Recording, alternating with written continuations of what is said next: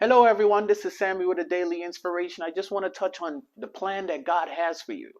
Life is always changing for us, and sometimes we have the ups and downs. But one thing, as I always say, God is forever faithful to us. God knows who we are before we even know ourselves, and He definitely has a plan for us.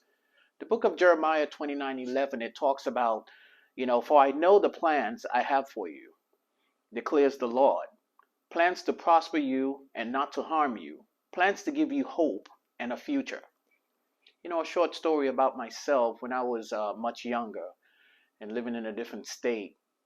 I was out traveling with some friends, and one of my friends, we sat in the vehicle. He said to me, I have a weapon.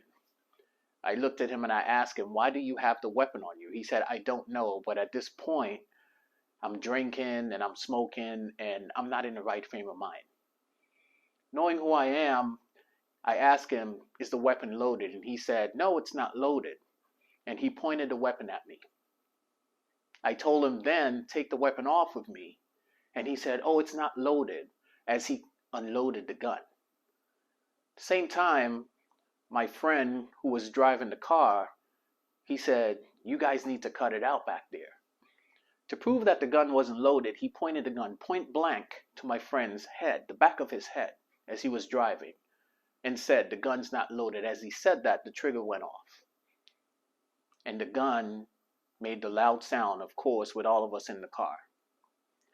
Every day I think about that and I said, the same way I asked him if the gun was loaded, he could have done the same thing to me as he done to my friend, pointed the gun at me, pulled the trigger to prove a point.